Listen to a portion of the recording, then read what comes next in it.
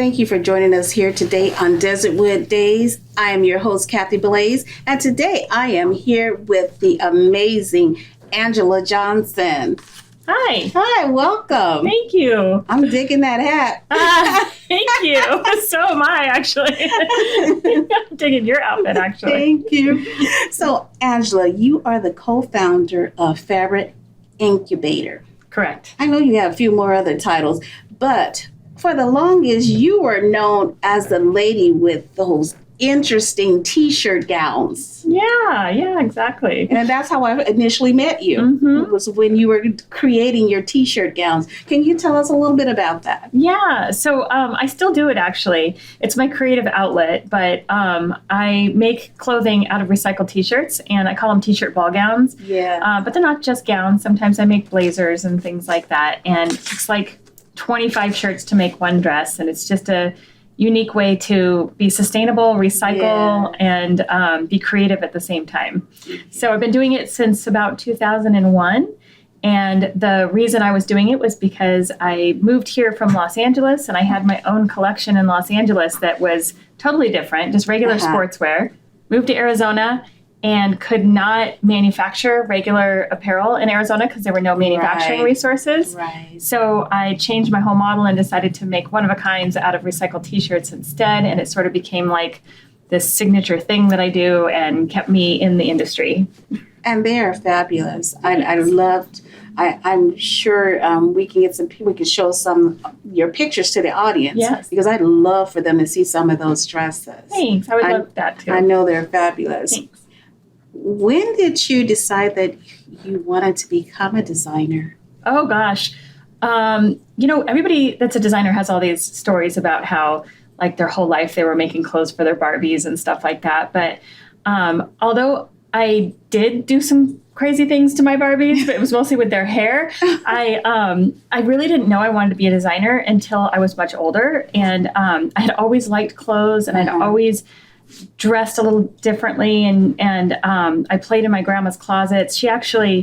My grandfather was U.S. attorney, and my grandmother used to host all kinds of parties for governors and things, and so she had really elegant dresses that she held on to from the 50s and 60s and 70s, and as a child, I grew up dressing up in those things, and then in high school, I would put them on and wear them with combat boots and rip off the sleeves and things like that, and sort of like my Molly Ringwald phase. Right. And eventually in college, I majored in speech communication because I really didn't know what else to do. I hadn't found what I knew was my passion at that point. And then after I graduated with this degree that, I thought was kind of useless because I could speak, but I didn't have anything to speak about, I started to think about what do I really love? And I'd always loved clothing and fashion, and that's when I decided to pursue a degree in fashion design and went to the Fashion Institute of Design and Merchandising in Los Angeles to do that. So it wasn't until like in my 20s that I really pursued it. But sometimes people don't know what they're doing and want to do in their 30s or their 40s or their 50s and on.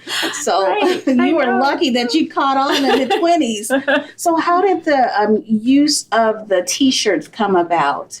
So when I was in Los Angeles and I had gone to school and everything, I started working in the industry there. And I worked for a bunch of different brands as I got my foot in the door as a cutter, and then moved up to a designer and then a production manager. And I got all of that experience in Los Angeles. And then I moved back to Arizona to take care of my grandfather when my grandmother passed away. Oh. And when I came back here, I shut down my own clothing brand because there were no resources here. Right. And that's when I decided, okay, I still want to be in the industry, so how can I do that? And maybe making these one-of-a-kind gowns was my way to do that. But at the same time, I also started teaching. So I was consulting and helping other brand owners kind of learn what it takes to manufacture, and then sending them to Los Angeles to do that. But send them away from home. Yeah, but watching them fail because they either were staying here and trying to manufacture in Los Angeles, which is impossible. You have to be there where your stuff's being made. So those that moved were able to do it, but those that stayed were not. And between teaching at all these schools and consulting with all these designers and watching this, that's when I was inspired to take a whole nother pivot in my life. And that's what we're going to go into. That's when you decided you were ready to help designers and others here in Arizona because you were seeing that they were failing. Yeah. And these were talented people that you knew had talent, but they were going there. Living here, you know what, it's hard, even as an actor. Yes. It's hard to live here and try to pursue a career in Hollywood or New York or somewhere else. You have to be in the environment. Where the resources are. You have to be there. So that is where you came into place. You were already teaching. Mm-hmm. I mean, you were an established designer, you're teaching, and you saw that there was a need. And what was that need? Yeah, so between watching hundreds of students graduate and move away or change careers and not be able to use their fashion degree, and hundreds of designers that I was meeting who were sewing in their houses, they were making one-of-a-kinds and then putting them on runways, but if they got an order for more than one, they didn't know how to fill it. That's when I was offering my consulting and helping them with the manufacturing, but watching them try to attempt to manufacture, in LA or New York or overseas even, and not be there, that's where mistakes can actually happen. And I watched it happen so many times because when you're small, you have to actually be involved in the production management of it. You have to watch each step and you have to sign off on each step of the process. And if one thing goes wrong here, the whole thing comes out wrong and you still have to pay for it. And so that's what I was watching happen. And I knew that was going to happen to me. And that's why I closed my brand down, because I knew I wasn't going to be able to have eyes on those pieces in the factory. And I didn't want to risk these things going wrong. So I thought, well, how can we solve this problem? We need a resource locally. And that resource needs to offer no minimum manufacturing. Because that's the thing everybody needs when they first start. They can't make 5,000 pieces. Well, first off, a lot of designers are going in, they want to just design or they want to make clothes. They're not thinking of that whole big old picture that you're talking about. Right. So they're just thinking, I just want to sew. I just want to make designs. Yeah. But they're not able to produce here. Right. So you come into play and helping them, and tell us how you're helping these designers. So by establishing a fashion incubator, we're establishing a resource for all these designers. And so my co-founder, Sherry Berry, and I decided that we wanted to create a place where people could find the no minimum manufacturing so they could make smaller quantities instead of having to make 5,000 pieces overseas somewhere.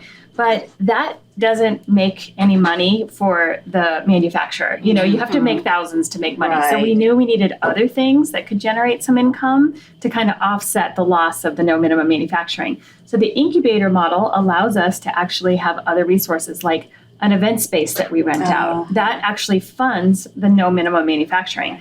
We also offer all of the design development services like pattern making and sample making and business startup and branding and marketing and classes. We have offices. We have a photo studio. We have hair and makeup rooms. We have a directory like where everybody can find each other, calendar of events, classified. So it's literally an entire industry and it's under one roof. Huge, beautiful facility, centralized. Yes. Right there in Tempe, Arizona. Yes, it's in the former Tempe Performing Arts Center. Right. And it's 26,000 square feet. It is basically, we repurposed this building and it was perfectly set up. So it already had all of these great spaces. We just turned it into more of a fashion space. And I must add, for people, a lot of people, I don't like to drive, that's too far. We have the 10 right there. We have the 202 right there. We have the 101 right there. It is so centralized for someone that lives up north, someone south, east, west. This is a perfect place for a person that needs to rent a studio or an office for whatever their business is. It's just, I've taken a tour there, so I know it's a fabulous place. Yeah, the location is amazing. 10 minutes from the airport. It's right next to Mill Avenue. It's, just so easy to get to. And then it has everything that you need. So there's small event spaces, large event spaces. There's recording studios and photo studios and offices and everything. Which means that it's not geared just for designers themselves. We have photographers that may need to rent space. Yeah. You have that people that musicians, runway shows. You guys do runway shows there. Filmmakers can even utilize some of the space. So there's lots of space there to be utilized. Yes, and every bit of that income supports us, and we are a nonprofit, so it supports the designers we're supporting. So since 2016, when we opened this place, we have helped over 700 apparel entrepreneurs. Congratulations. And so when you rent the space, it actually supports hundreds of entrepreneurs bring their dreams to life. Yes. So how was this affected during COVID? How did that hurt what you guys were doing? Oh, that's a big question. We rely on event space to income generate, and obviously that wasn't going to happen during COVID. Right. So we decided to pivot. We turned our event space into a PPE factory, and we managed to make 700,000 reusable medical isolation gowns for the large and small healthcare facilities. Each one can be washed 100 times, so it kept 70 million disposable gowns from going into the landfill during this time. Yeah, it also taught us about a large volume manufacturing too, because we were doing small quantities of almost any product you can think of for hundreds of brands, and this forced us to do hundreds of thousands of pieces of one item, which was a whole new experience for us. And I'd like to also throw out there, since this is a nonprofit, you guys are always looking for volunteers. Of course. So we want to make sure we put that out there too. Yes. So this place is like a community. It's run by volunteers. It's run by people who are passionate about it. We have support from, I think we have 700 registered volunteers in our database that do things like help at an event, teach a class, paint a wall, watch the front desk. And those things are vital to making this place work. Yes. And the city of Tempe is so invested in this, in that they let us use their building, and we give back in free and discounted programs and services to earn our stay. So we've actually contributed over $5 million in free and discounted programs and services to the community to earn our stay there with the help of all of these volunteers. I'm a Tempe resident for 30 years, and I support this organization. I totally do. Thank you.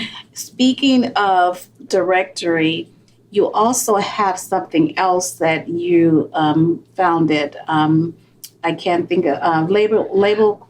Yeah, Label Hoard. So basically that was the beginning of all of this. So when I first moved back here and started making my clothes, and I was trying to consult and help these designers, I provided the directory where everybody could find each other, the classifieds, the events, and calendar. And that was under Label Hoard. Yes. And then when we founded Fabric, Label Hoard continued, but now, as of January 2021, it is Fabric. So we didn't need Label Hoard. We didn't need Arizona Fashion Source. All the other entities that came together to create Fabric are now one nonprofit that is called Fabric. And basically, the Label Hoard entity lives on as a fashion show that happens every year that includes 60 local designers in one fashion show. But everything else is under the Fabric umbrella. And I'm sure that, I don't want to say confusion, but people know it's a one place to go to for that's why we simplified it. Yeah. Because it was confusing. When we first put this together, it was just the mother of invention. And Label Hoard was my business, and Arizona Fashion Source was Sherry's, and we had a nonprofit, and it was in a building called Fabric. And it was a lot for people to understand. Right. It's easier now. It's just Fabric. So where can our audience find you? Wow. Okay. So our main website is fabricincubator.com. Everything is on there, everything I've talked about. And then on social media, it's just at Fabric Tempe. Awesome. And then my clothing brand, also, Angela Johnson Designs, if you want to see the gowns. Yes. One more question. When's your next project? Do you have any new projects coming up soon? Oh, well, we are getting ready for the Label Hoard Fashion Show in December. It takes place in the Tempe Festival of the Arts, and so it'll be December 4th, so we're prepping for that. And then we have a monthly event called Behind the Scenes, where we bring in a different expert that teaches us all something technical. And this month is going to be our best one yet. It's actually my co-founder, Sherry, and the man who sort of invented on-demand manufacturing. And basically, they're going to be talking about the next iteration of what we've created, which is down the street from Fabric, and it is the opportunity for brands to actually have custom one-of-a-kind pieces made on demand using all these automations and technology. It's like the future of the fashion industry, and we've created it down the street from Fabric. Wonderful. Thank you for joining us and sharing all of this wealth of information. It was such a pleasure seeing you today. It was such a pleasure being here. Thank you for inviting me. And thank you for joining us here on Desertwood Days, and we will catch you again next time.